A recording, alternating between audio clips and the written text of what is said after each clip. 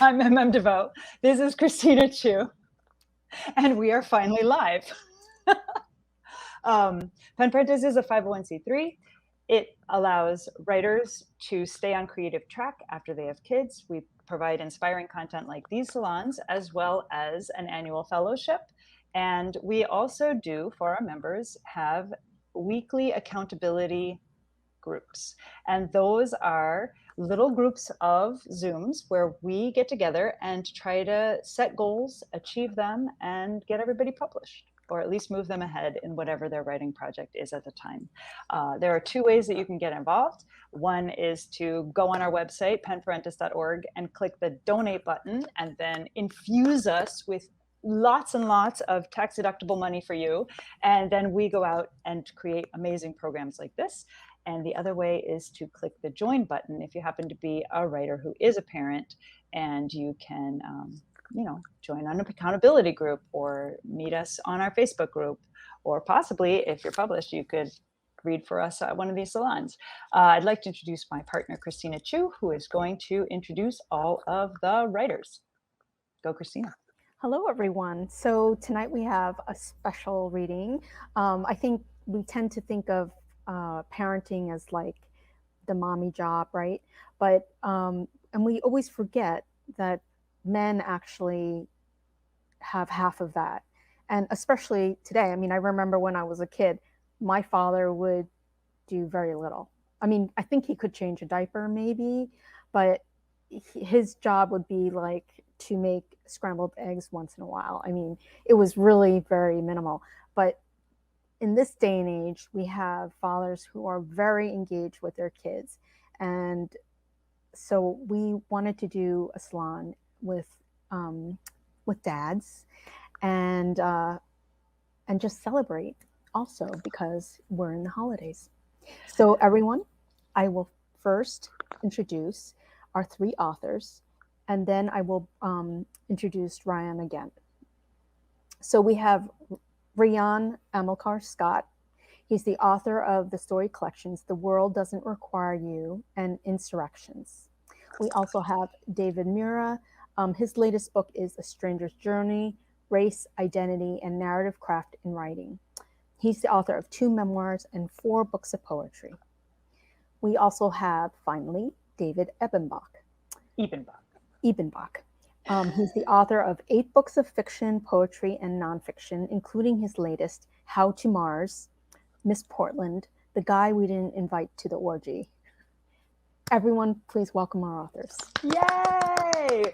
And also I want to say hello to Burke and Joe, who both said hello out in the land of the internet. And any of you who write in, like your little comments, we can see them. So if you have comments or questions of these amazing 3 authors, please feel free to drop a comment in the comment box, and then we'll, talk to you. Finally we have Rion Amilcar Scott. He's the author of the story collections The World Doesn't Require You, a finalist for the Penn Gene Stein Book Award, and winner of the 2020 Towson Prize for Literature. His first story collection, Insurrections, was awarded the 2017 Penn Bingham Prize for Debut Fiction and the 2017 Hillsdale Award for the Fellowship of Southern Writers. His work has appeared in The New Yorker, The Kenyon Review, Best American Science Fiction and Fantasy 2020, Best Small Fictions 2020, and Crab Orchard Review. He's the father of 2 rowdy and entertaining boys. Everyone, please welcome Rion Amilcar Scott. I'm not Rion. Yay! But I am. You do it so much better than me. I don't do it that well, actually. So I'm going to read a very short piece. It's a new piece. And I've lived in these apartments. I no longer live in these apartments, but there were a series of them that were hilariously bad. In retrospect, so I wrote a series of stories in which a guy falls in love with his slumlord, and he's writing her letters, and they're all based on something that happened when I lived in these terrible places. Um, so this one is called Cat Tickets or Cat Person or Cat Friend or the Cat God. And the title reveals that I spend too much time on the internet. Um, Only thing you need to know is that in a previous story, the narrator, a snake that had wrapped itself around its his bird bird feeder bit him. And there was a snake that wrapped itself around the bird feeder, and I never went back out there in that apartment after that happened. Anyway, dearest slumlord, I suppose it's not possible, or even our play, or even your place, to do something about the stray cats who run this neighborhood in a wild heat, chasing the birds and forcing the mice and rats to seek refuge inside our apartments. Often I see their cat bodies becoming puddles in the street as cars pass over them.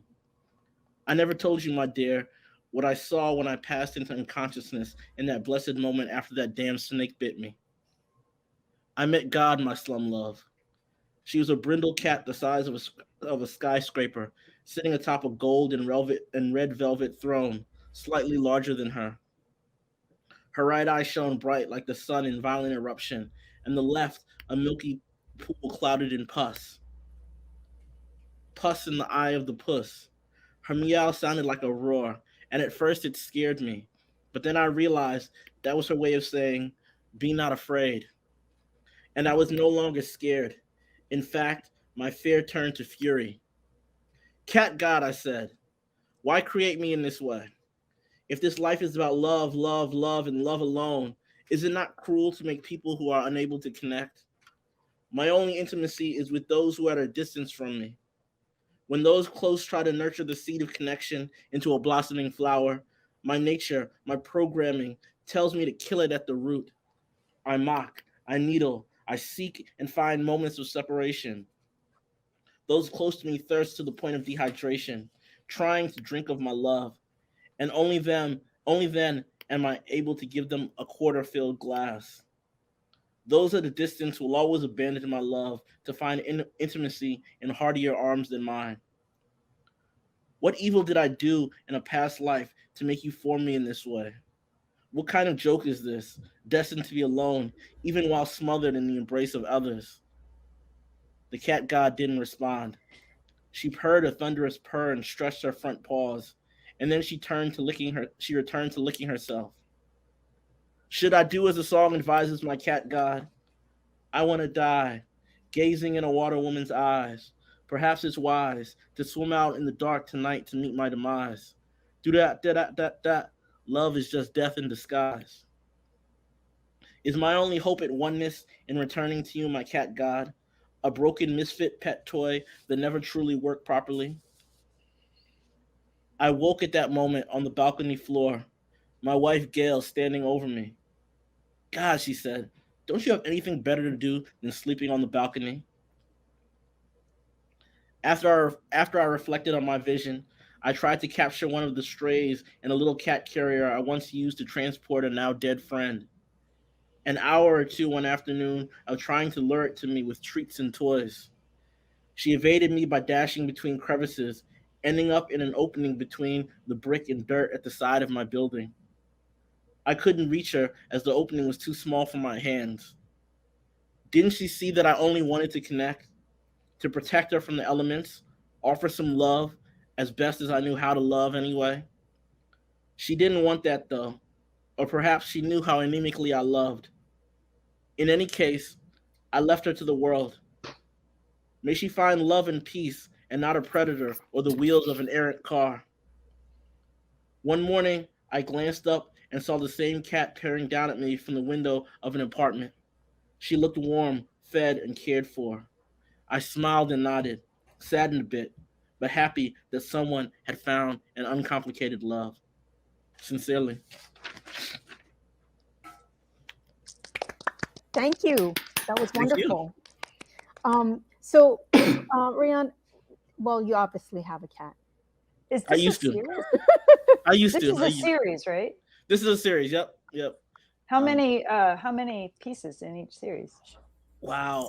They're mostly really short. I think there were maybe like 20 something pieces. There are a lot of them. It's like I a lived in cycle. I lived in a lot of bad places, so I had a lot of material to pull from. Is all of this around Annapolis? Like the No, space? no. Most of the places that I lived in were in Maryland, in DC, one place in upstate New York where there was a hole in the floor in the kitchen floor when I moved in. That was like and they never came to fix it, and well, they eventually came to fix it after I called the city, but it was like a hole to hell. Wow. The Hole to Hell sounds like a great title for your collection.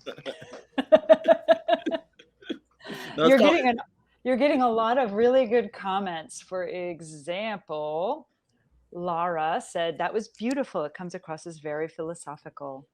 Thank you, Laura. You're getting lots of claps. Yeah, that's wonderful. That's Really great. wonderful. Yeah. So I have one question before we move on, and that is, you have 2 books of short stories. Are you working on a novel? In theory, I'm I'm contracted to do that.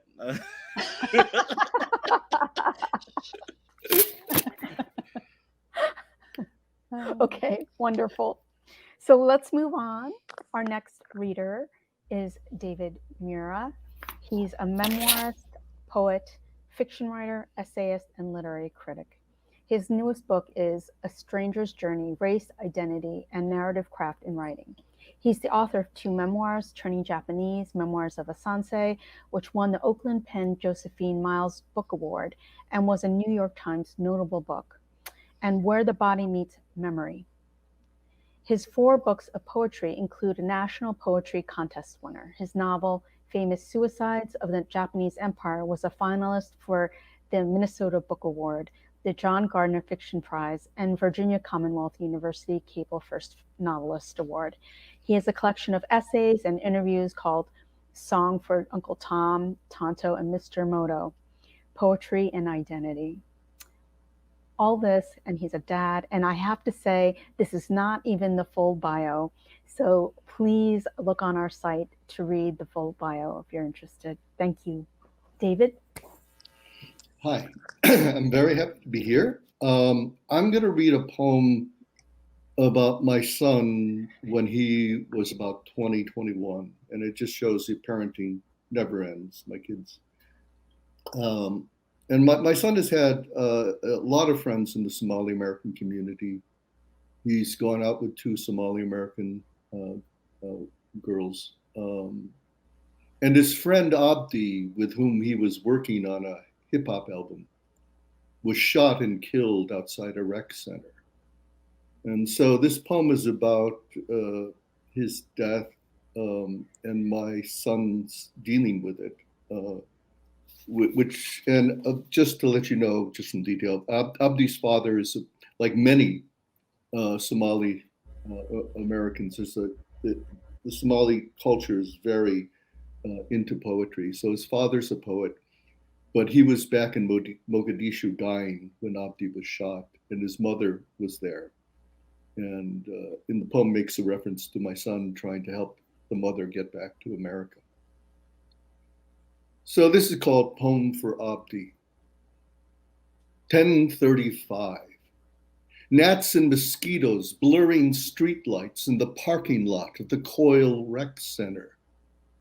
And Abdi smoking, chilling, just after the lights slipped away on this near solstice. And the lines he's on fleek flow through that girl he passed at the Mall of America.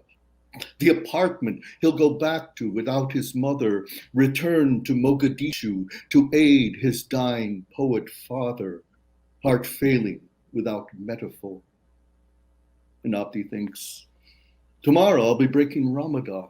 As a beat my son Nico laid down for him start to jump.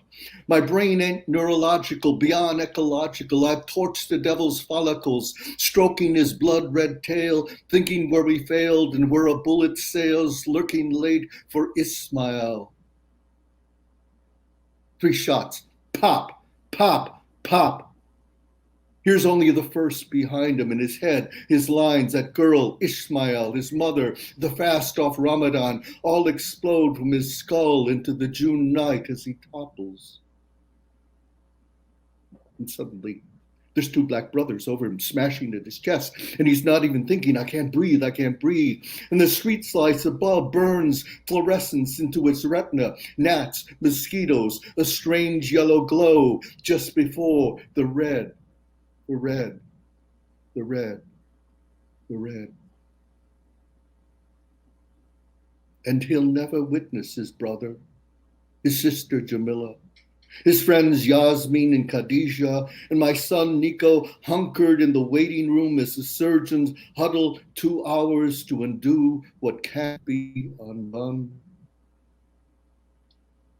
3 days later, Nico stands with Abdi's friends and family. The mother just returned from Somalia, his father still dying, unable to fly. And there is no coffin to cover his sleeping face as he's lowered 2 graves from Yasmin's brother.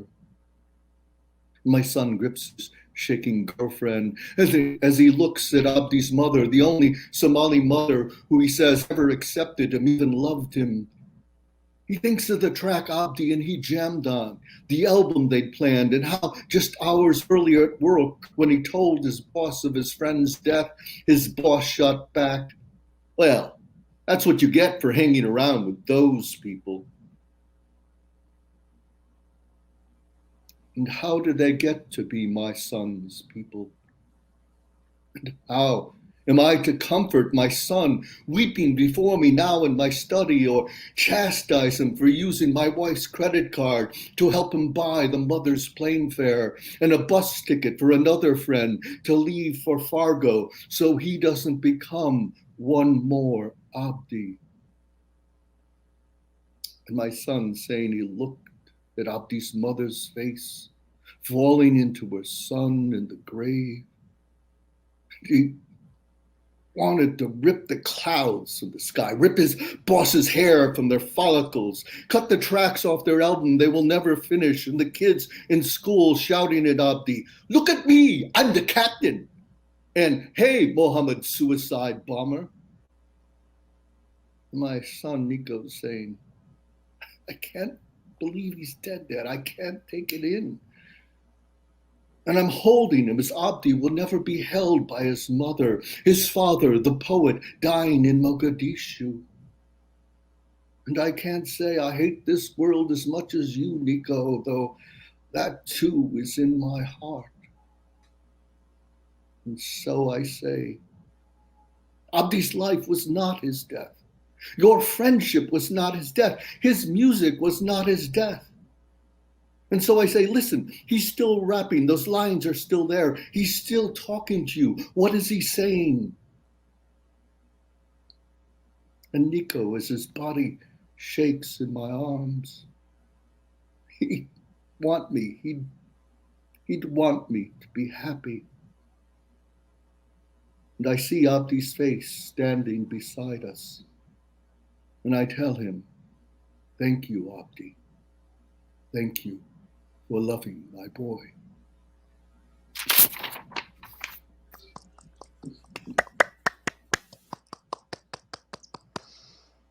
Wow, David.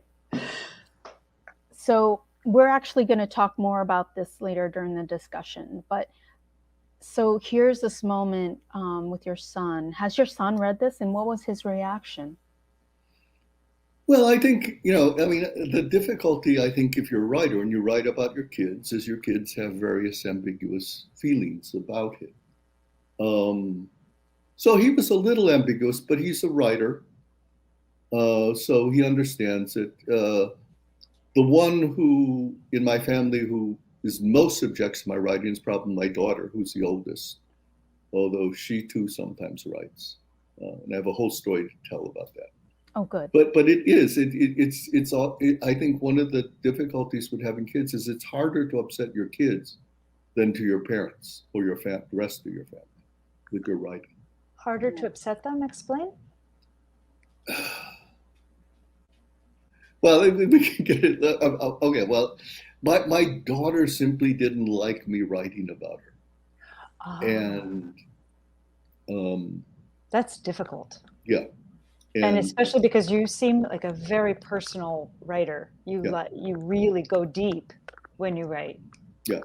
And also my daughter, when we were younger, and this is just who she is, we would have discussions / arguments about race, where she said I made too much of it. And then later she went off to college and majored in critical studies and social justice, and then became, more woke than me. But for a time, it was, whereas the boys somehow accepted much more readily that I was. May I ask, are your children the same race as you? No, all of them are mixed. Their mother is Jewish and WASP, and they look very different. My daughter reads as Asian for most people. My younger son reads as sort of vaguely white, and my middle son, the one Nico, reads as anything: Tibetan, Mexican, Greek, Asian. Central casting dream. Yeah. And he has a beard, so he has long hair now. It's sort of like a Jason Momoa sort of thing that he's rocking. But we have a picture on our refrigerator, which is of a Taliban fighter riding a tank into Kabul, and the guy looks exactly like my son. Oh my. I'm sure your son is thrilled by that. Yeah. No. Wonderful. Can I just ask one more question? Sorry. Yes, one more. Because when we talk about everybody, we talk about everybody. But right now we get to talk about one at a time. Yes. Were you writing exclusively about race, or not exclusively, but like inclusively about race before you had your children? Like, were you already like kind of a... Yeah. It's not something that developed over time. It was something that you were already... No, I was writing about it before. In actuality, one of the most, life-changing things that happened was I wrote an article for Mother Jones about my daughter when she was very young and my thoughts about raising her. But I also talked about arguments that I'd had with white friends over yellow-face casting in Miss Saigon and the Orientalism in Miss Saigon. And let's just say a lot of my white friends did not like my writing about it. And I essentially got ostracized from much of the white literary community at the time. Of course, none of them would get up now and defend yellow-face casting. But back then, when I was writing, it was like, suddenly I had just gone off the deep end. People wrote me and said, "Have you become a racial separatist?" They wrote me and said, "Are you going to divorce your wife, who's white?" They wrote me and said, "Wendell Berry said the reward for destroying community is power." And I said, I think Wendell Berry was writing about corporations coming to farming communities and buying up individual family farms, not about one Japanese American writer writing about Miss Saigon and his arguments with his white friends. And after that, I mean, I got dropped from the editorial board. My name came up for local jobs. The article was cited. It definitely has consequences to put something out there that is a strong opinion. Like, it always seems to have social consequences, whether that opinion is to be flighty about something that should be taken seriously, or to be taking something seriously that nobody else is taking seriously at the time. I also think that during the 90s, Miss Saigon was one of the first times that Asians just came together to protest. And that was like the first real huge protest that I think like everyone took part in. So, well, thank you, David. More from David later. Now from other David. We have two Davids just to be complicated. Why not? So this David I know from the Virginia Center for the Creative Arts, where it's a an artist residency where you can go and you can just do your work and people cook for you and they clean for you and all you need to do is just do you, It's a dream. And I remember when I first met him, I was like, this is the nicest guy I've ever met. Like, he is like deeply kind, helps everyone. I don't know how he does as much as he does because he like I'll read his bio, but he's an incredible person, and I'm really so psyched to know him. So David Ebenbach is the author of How to Mars, Miss Portland, The Guy We Didn't Invite to the Orgy, and a total of 8 books of fiction, poetry, and nonfiction. He's winners of such awards as the Drew Hines Literature Prize and the Juniper Prize. He lives with his wife and his son in Washington, D.C., where he teaches at Georgetown University. He doesn't write about his son directly, but has a habit of slipping his name, Reuben, into his fiction whenever possible, usually in the form of a sandwich. You can find more about David at his website, davidebenbach.com. Everyone, please welcome David Ebenbach. Oh, geez, thank you. I was going to say, and it's really true that it's our 2 previous readers are hard acts to follow, but also so was that introduction a hard act to follow. I'm just going to do my best in the wake of all this great stuff. And in fact, I think I'm just actually going to take us to a whole other planet. I'm going to read the first couple pages from my new novel, How to Mars. I think you'll see how it's relevant to the themes of Parentis. It's from the first chapter, which is called Proct Means Splendor.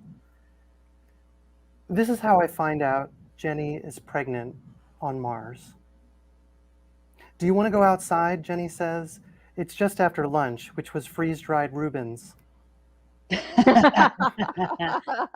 doesn't say anything more specific than outside, even though now we have names for this red ridge and that red valley and red-orange mountain nearby over there, and the various piles of red rocks, and even the various scattered dead landers and rovers from old missions, which are landmarks and which we call by the names of the missions, even though some of them had silly names like Undertaking and Beagle and Optimism. But Jenny just says outside.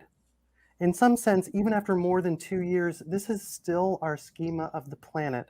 There's inside, which is where everybody is, and there's outside, which is where nobody is. Sure, I eventually say. Jenny nods. It doesn't bother her that it has taken me a while to answer. We have 2 speeds here, slow and slow.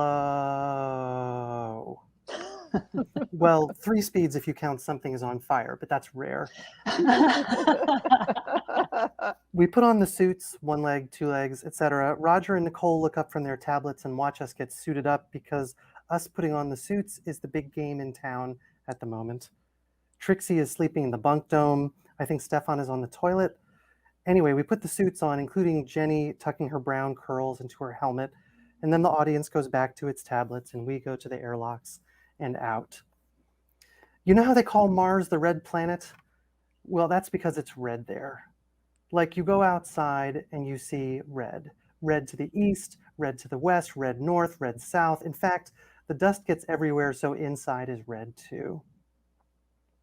Anyway, I say to Jenny through our radio system, so we start walking, which is a way bouncier thing than it was on Earth because of the much lower gravity. And so it's a little hard to have a serious conversation while walking.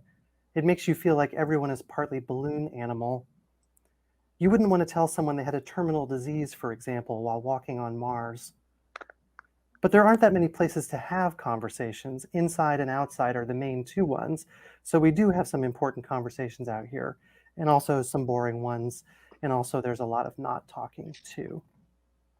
Mars is a planet where the question, what's new, doesn't come in very handy. It's great. So we start bounce walking under the old, basically familiar sun. Jenny is taking us in the general direction of the Proct, a big piece of not working space equipment sent here by a consortium of Scandinavian corporations. It's about 1 o'clock in Mars hours, which are technically only a little longer than Earth hours. About halfway between home suite and the Proct, Jenny says, let's go to our channel. I hear the click that says she's changed to channel 947, which is where we go when we don't want to be overheard. I change my own radio to channel 947. It's romantic. After a few moments, she says, hey, Josh. I think about the fact that we all call each other by our first names. I guess I originally expected that we wind up with cool nicknames like Ace and Ratchet and Doc, or at least that we do last names like baseball players, but no. Hey, Jenny, I say. I can hear through the radio a long, long sigh. There's something about what we breathe here that makes sighs longer on Mars, or at least it seems that way. Then Jenny says, and hey, +1. I take one more bounce step and then bounce stop. Wait, I say. I can't see her face and she can't see mine because the suits have these gold mirrory sunglass fronts on them where our faces are, so you lose all the paralanguage for sure. What? And I'll stop there.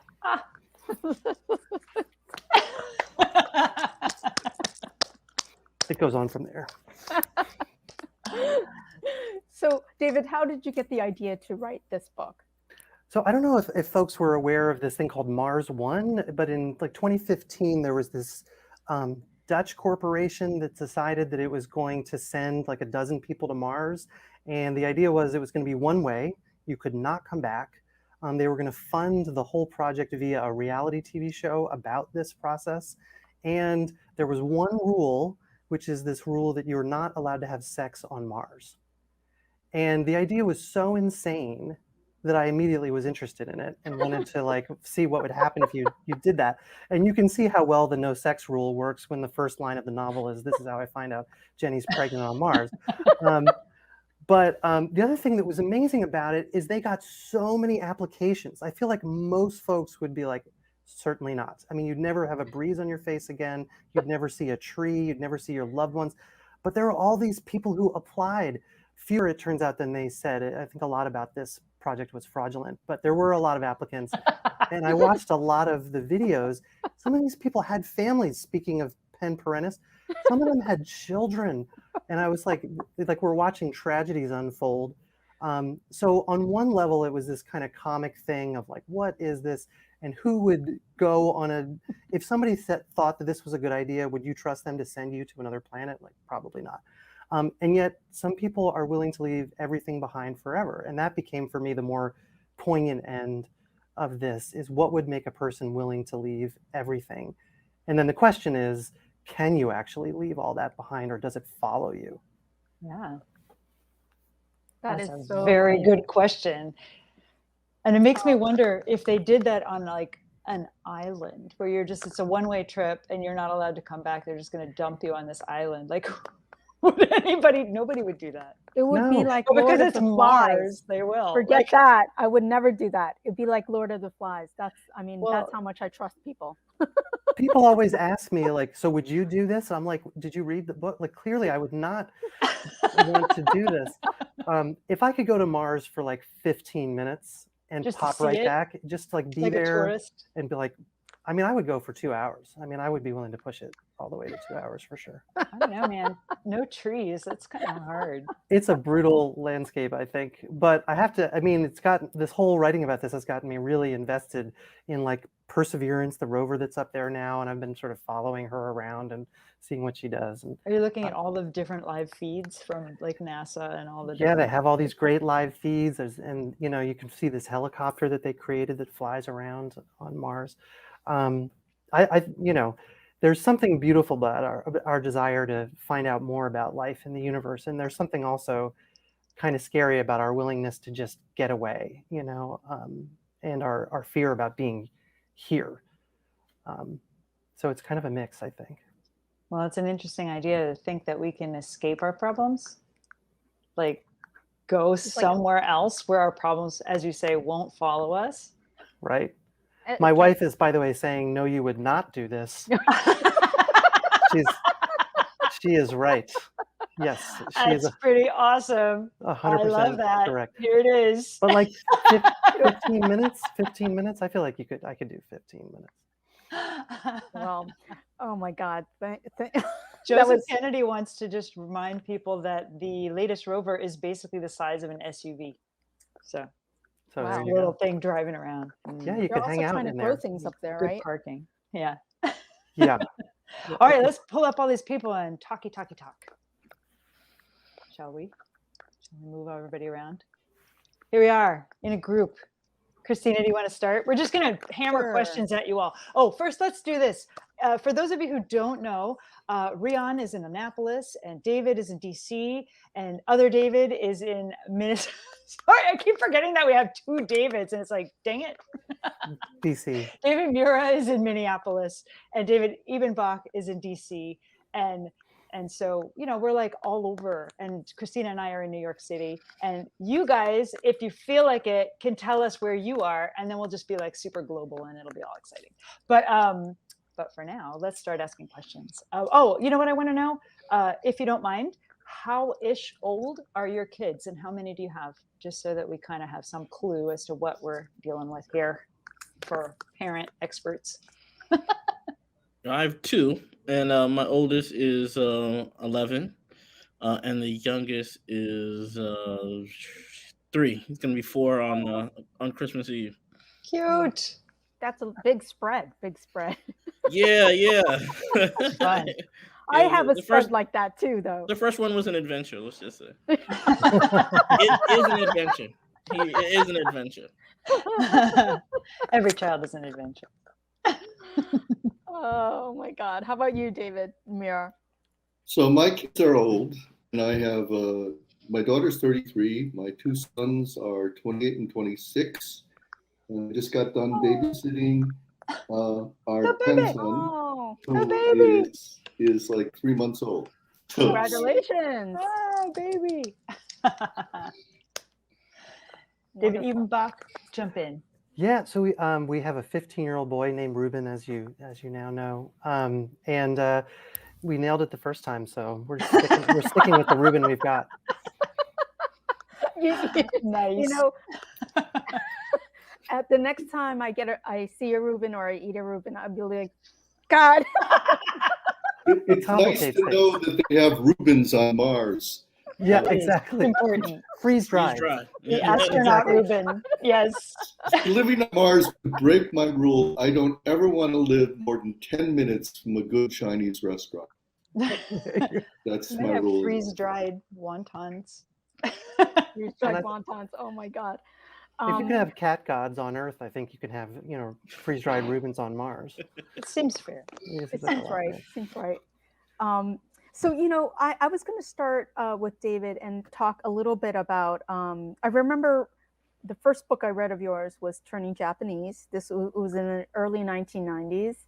And I think it was one of the first books that made me aware that race could be a part of what we were working on.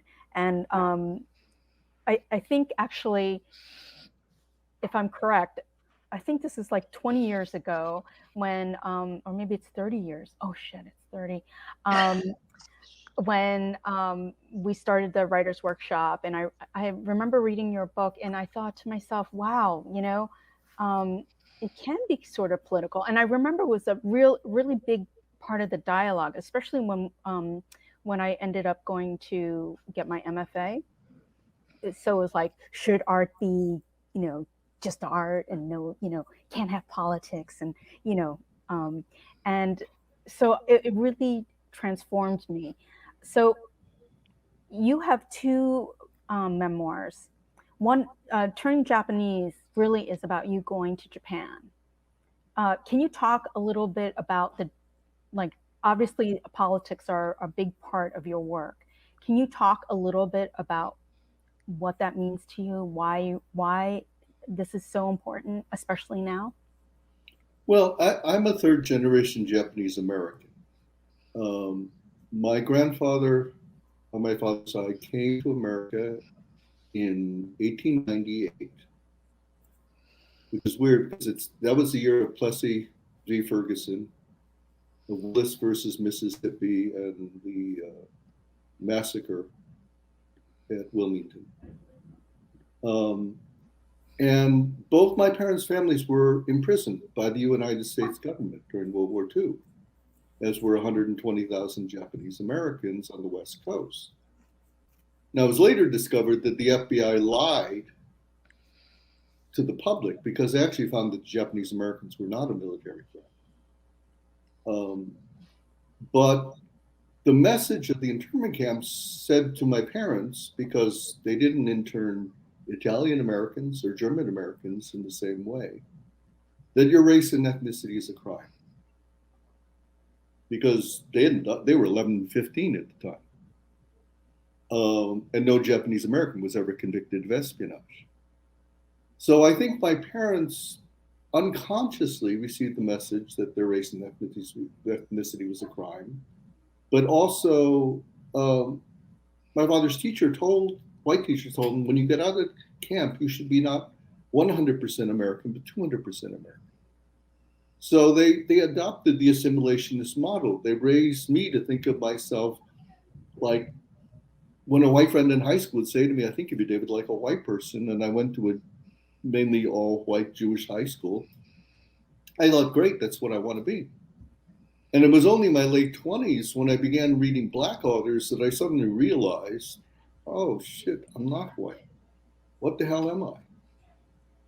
And I realized that it was only the Black, I'd gone through an English PhD program and I'd read through the Anglo-American canon in terms of the white authors.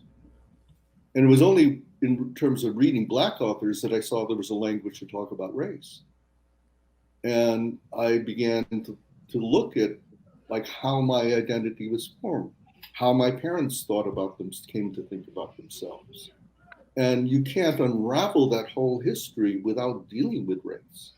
You can't, 1924 is the Asian Exclusion Act, which cuts off immigration from Japan. So, my grandparents were not allowed to become citizens of their own land. And of course, the internment camps was a whole example of race. And then the way that I thought about myself as wanting not to think of myself as an Asian American, a person of color, as a Japanese American, was clearly racial and political. And Right. when I got to Japan, I realized there's all these questions about who my grandparents were and the culture my parents grew up in. They never really talked about my grandparents much or about being Japanese. And I realized I didn't know that side of it, even though the parents were Japanese. So, and there was just so much in Japan that made me realize I have to write about all of this. And then my second memoir is about race and sexuality, but it also follows my mother in the camps. My father is a young man in his 20s, my grandparents at parallel points in my own life.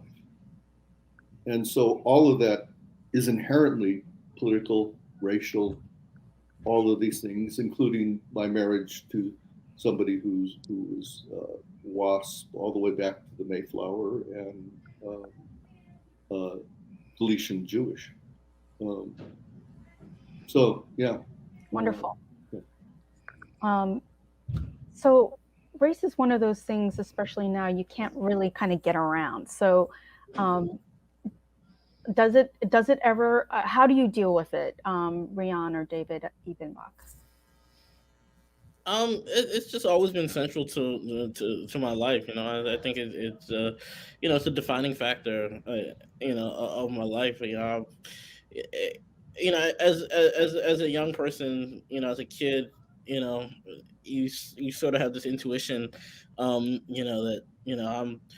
There's a reason why I'm not in the highest reading group, even though I'm the only person in the class who reads, who reads, constantly. There's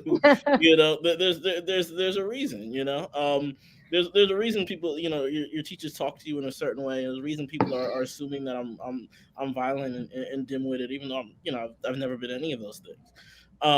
Even something as silly as watching Ghostbusters. There's a reason why the Black Ghostbuster is not on the posters. There's a reason why he disappears from the movie for a lot of the movie. Plot wise, it makes no sense for him to disappear.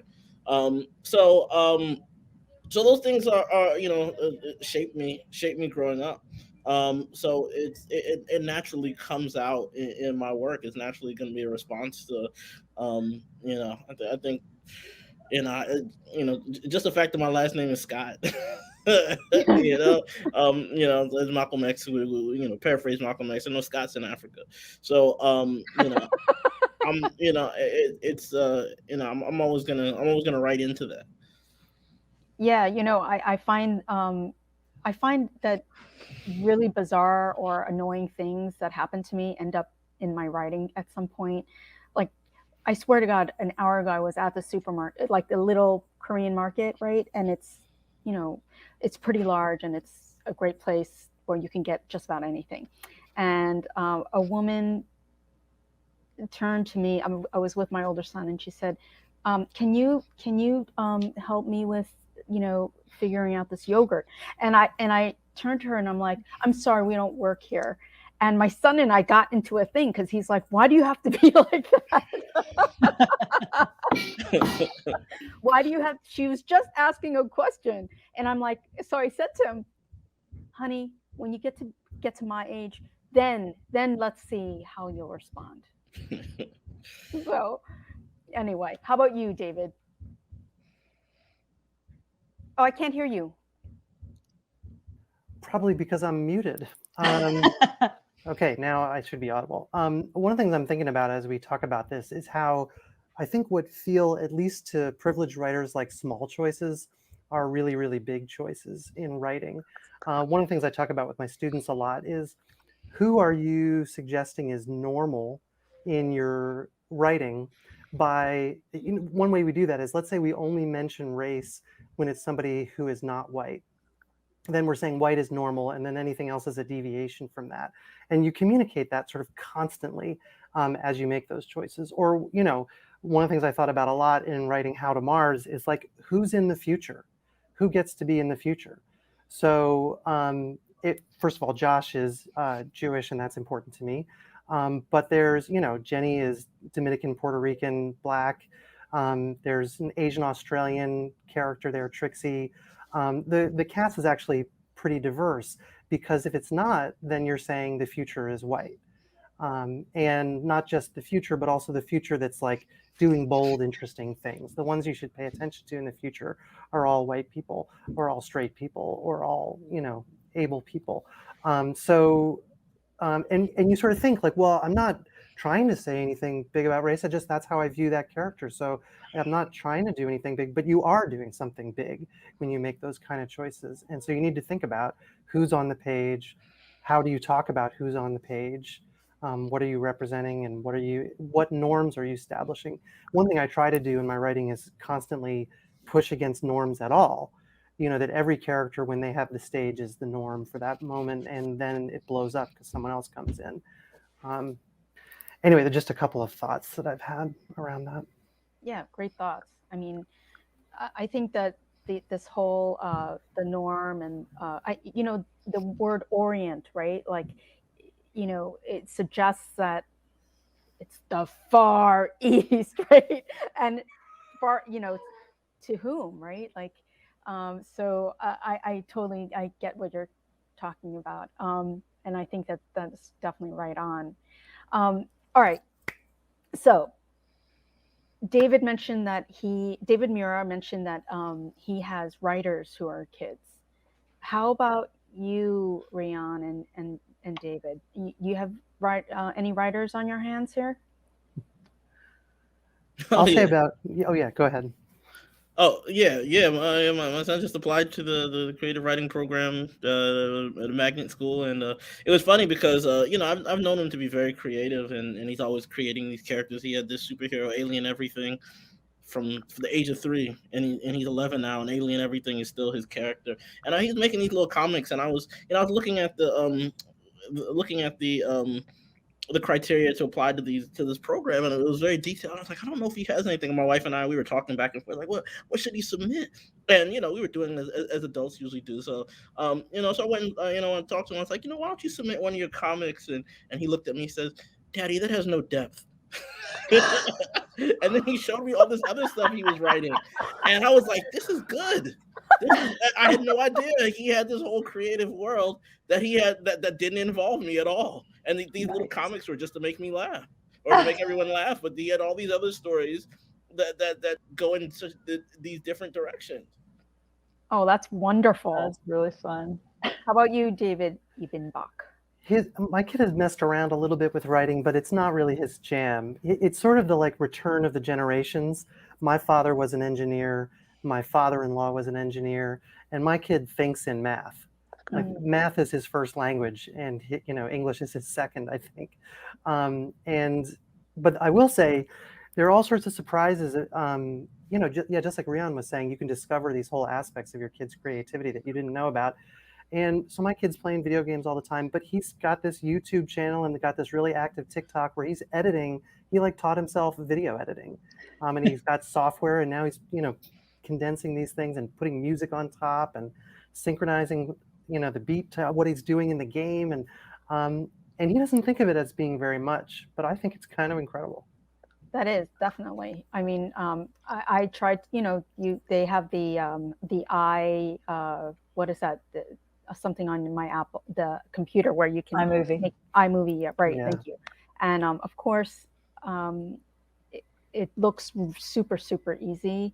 And when I did it, it took me like 3 hours, and I didn't get it right. So then I went to my son, and I'm like, I'm about to break my computer. I'm so frustrated. And he did it, I swear to God, in 5 like minutes later. 5 minutes. Yeah. That's Totally. It was so frustrating that he was like, just like this, done. So there. What's the problem, Mom? That's why we have to have good relationships with our kids, because when the robots take over, we're going to need these people. They're going to need to program to help us with them. Desperately. I have a question about this hashtag Dad Writer. So have you, either of you three, ever included family info in your bio, in your professional bio, and why not? This is something that the women in the group asked me to ask you. I always do. I mean, the bio that you have is the bio I use, basically. I mean, I don't know if I go into a lot of detail because that's their lives, and I don't want to make assumptions about what they want known about themselves. But I always talk about my family. I wouldn't, what do you call a writer without a significant other? Homeless? I mean, like these are important parts of our lives and supports in our lives. And yeah, anyway, yes. What about you guys? David Mura, when you're writing to Bill Moyers, do you say that you have 3 kids? Or do you just, do you leave that off? Did it get involved? Part of my biography. And it's interesting because I don't write as much about sort of everyday stuff. It's things that come up. It has been like issues about race, issues about their identities, issues about their experiences. And I think about when Christine asked about race and writing. I mean, my kids went to a school that was 20% Native American, 20% Black, East African, and African American, 10% Asian American, 20% Latino, 30% white. So that's their lives. Their lives are multiracial. The experiences that they're going through are multiracial. And at this point in our lives, both my son and my daughter work with young people from the neighborhood where George Floyd was murdered. And my daughter, my daughter lives in the neighborhood there, and I'm like maybe 3-4 miles from where George Floyd was murdered. So it's all there and a part of our lives. Yeah. So I just included, even though my daughter at one point told me, I don't want you, she said that her greatest horror was one of her friends calling her up and saying, I'm reading something by your father. And which happened to her. Yeah. And she wrote about this in her college entrance essay and said, my dad quotes Czesław Milosz, who says, when there's a writer born in the family, that's the end of the family. And then she says, well, what happens if you're a member of the family? And the essay started with the line, I will not suffer the curse of my father. I will not suffer the curse of my father. This is a line I wrote in my junior high diary because my father is a writer. And then two-thirds of the way through her college entrance essay, it turned where she says, but then I realized I was writing about all of this in my diary. I was going to say, she sounds like a writer. She does sound like a writer.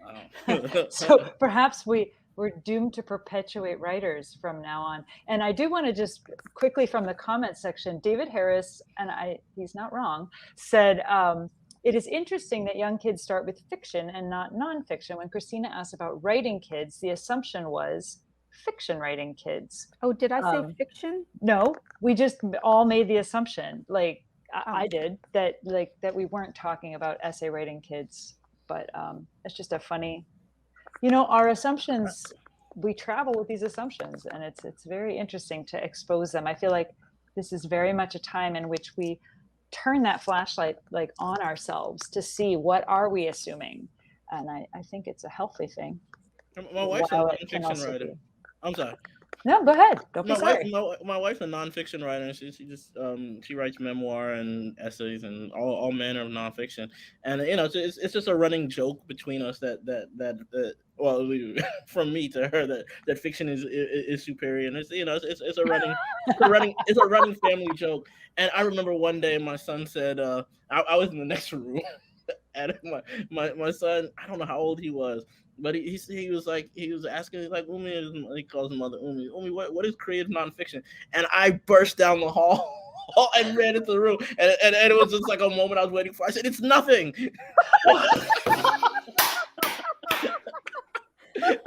I was out of breath. I had to get off that joke.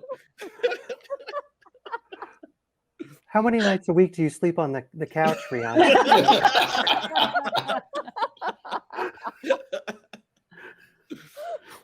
Oh my gosh. So Milda, did you have another question you want to ask? I do. And again, this is from the Peanut Gallery. This was emailed to me. Where do you as a dad find community? Like, as a writer, I'm sure you have writing communities where you connect with other writers. Do you also have a dad community in which you interact as a dad? And does that affect your writing? I don't know. I don't know if I have a dad community. I think when I have friends that are also dads, or we talk about that. But I don't know if it's a dad community.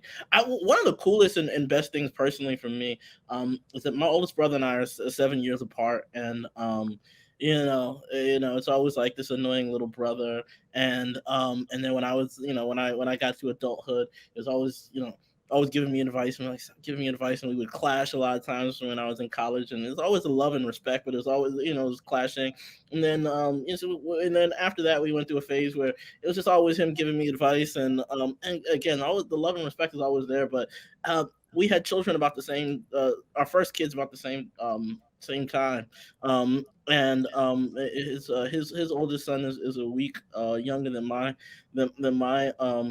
oldest son, and one of the coolest things is that this is the first time ever that we were in a situation where we both had no idea we were entering a situation completely fresh, and I couldn't go to him for advice, he couldn't give me advice, and I just felt this, we always had a great bond, but it felt a different kind of bond at that moment, so I think my two older brothers, we're definitely in community.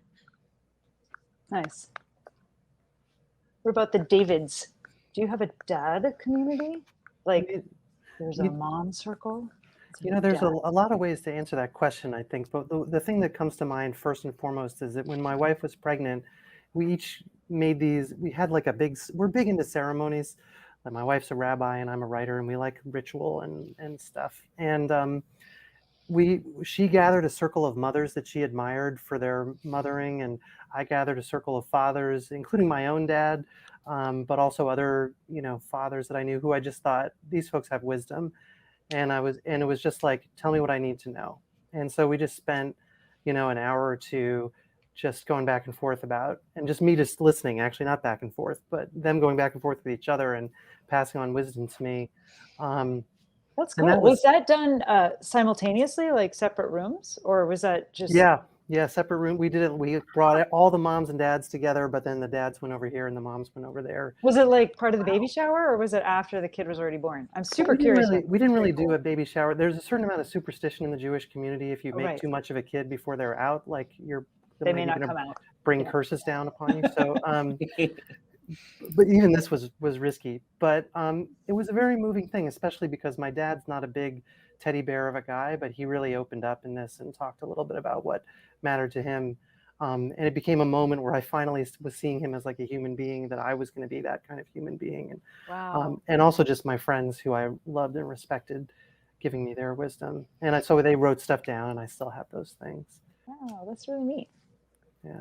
All right, top that, David Mura. Nice. I won't even try. I do have a community, and I'm going to make a plug.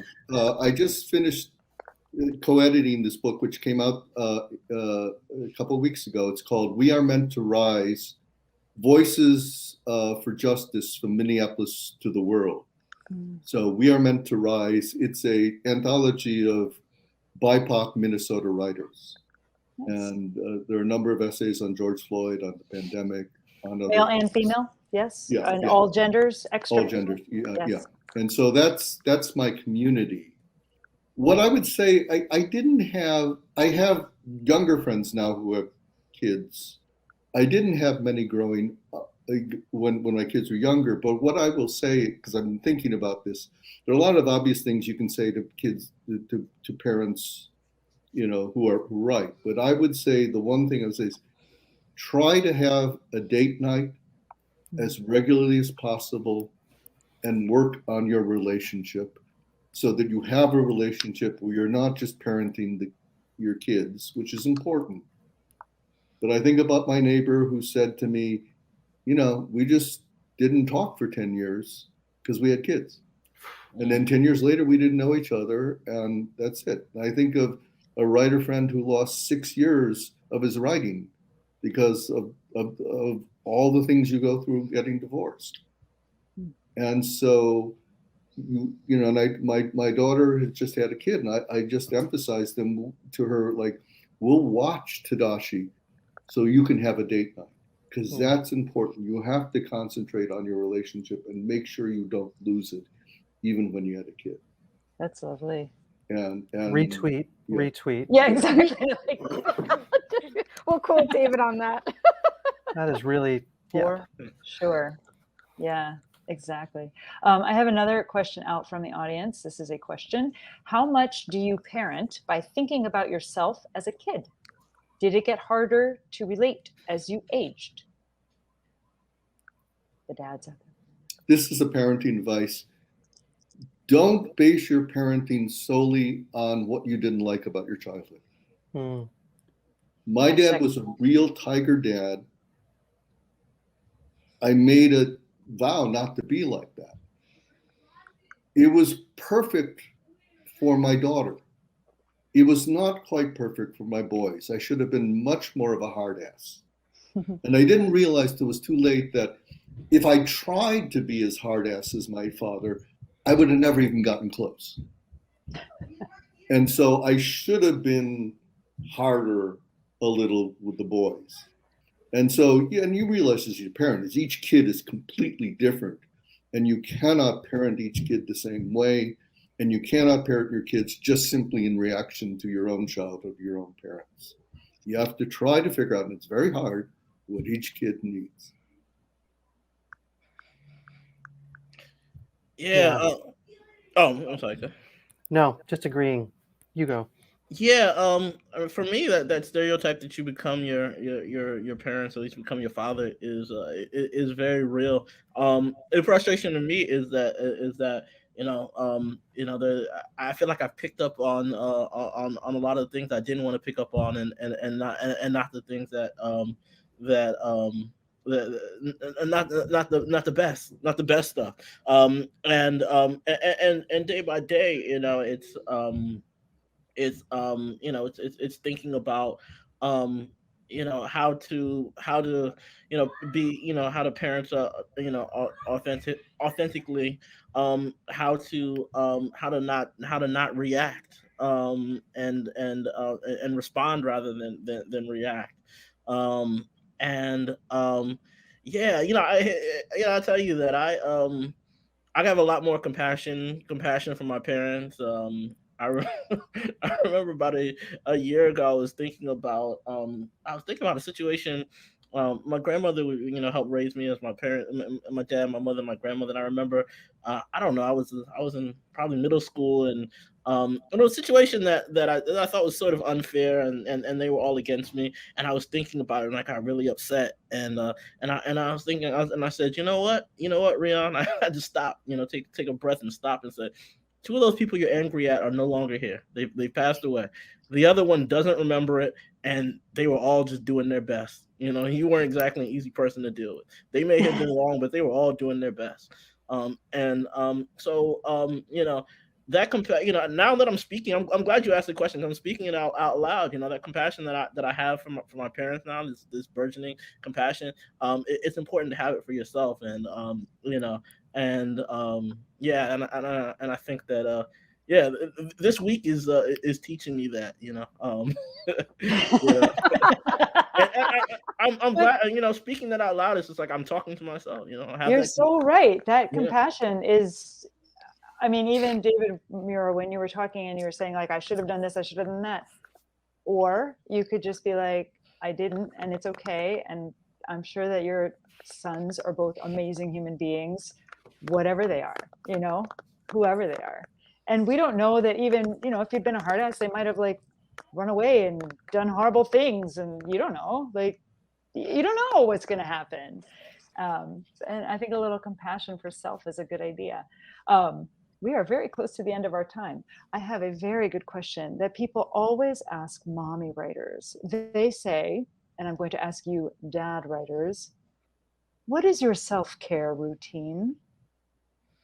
I'm so glad that you asked that, because actually it ties so many things together that we're talking about. That compassion you're just talking about, David's earlier comment about date night. I had a therapist who said it radiates outwards. The foundation for a good marriage is in being healthy yourself first. And then the foundation for being good parents is having that healthy relationship. And so it's like you have to start inward and work your way out to make sure that there's actually room for the kid to thrive, and so on. In terms of the specifics of what I do as self-care, this may sound cheesy, but writing is really the thing. I'm just not, fully myself when I'm not doing it. My wife will notice that I've become annoying, and she'll be like, "Please go write." And I'll say, "That's not what it is. It's this other specific thing." And then I'll go write, and I'll be like, "Yeah, it was that." So she's always right about everything. Wives know things. Yeah. So writing is right at the heart of it for me, and so that means like making sure there's time during the week, which varies according to how old my kid is and when time's available, being really flexible about that. It means, like Christina was saying earlier, the Virginia Center for the Creative Arts, taking a chunk of time in the summer to just submerge myself in writing. So yeah, I think like that plus having a spiritual life and ice cream. And ice cream. David Mura, how do you self-care? Exercise. They've said that I've read exercise works almost as well as any sort of things like antidepressants. Meditation and prayer. Say the Serenity Prayer a lot, even if you don't have an addiction. The Serenity Prayer is a great prayer. God grant me serenity, accept the things I cannot change, the courage to change the things I can, and the wisdom to know the difference. And you got to keep repeating that over and over sometimes. Writing, very much so. and then therapy / couples counseling. Again, want to emphasize keeping your primary relationship upright benefits you as a person, benefits your writing, and certainly will benefit your kids. So true. Rion? Rion? Yeah, the pandemic taught me that I needed to meditate, and I've so I do that. I make sure to do that daily. I think there, I just have to, there's, spend time, alone doing things that interest me. Whether it be, I don't know. I think, yeah, I have when I get so wrapped up in off track, I have a whole list of things that they that I can do, and it's like different things for different different frustrations, whether it be taking time to go to a museum, and luckily I'm from a place where the museums are free, so you just go to the museum, or just making sure that I'm getting enough rest, which That's hard. yeah, I'm not a good sleeper, right? I come from a history of people who stay up late. So I always have to make sure, like today, it was like you stayed up late last night. You have things to do, but you also need to take care of yourself. Take that nap. It's also a variety of things that I do, but I think the foundation is the meditation. Do you ever meditate and fall asleep? Today I did. It's the best. And that's what needed to happen. That's what needed to happen. Yeah. Wonderful. Oh, look at us. Jinx. Yes. I want to say this because I got kicked out of graduate school with 7 incompletes. I've written 10 books. And what I learned is I read William Stafford's Writing the Australian Crawl, and he said the key to writer's block is lower your standards. And so if you're a parent and you're writing, as long as you're just doing something, even just notes, that will keep the juice going. Yep. Right. And so you and that's a good voice essentially for parenting too, is sometimes you have to lower your standards. But certainly with, okay, you can have another half hour on your, iPad or whatever the hell. But part of it is you have to just write, and it doesn't really matter what you're writing. If it's only like, I'm so tired, I didn't get a wink of sleep last night. All I want to do is sleep, and you just write about that.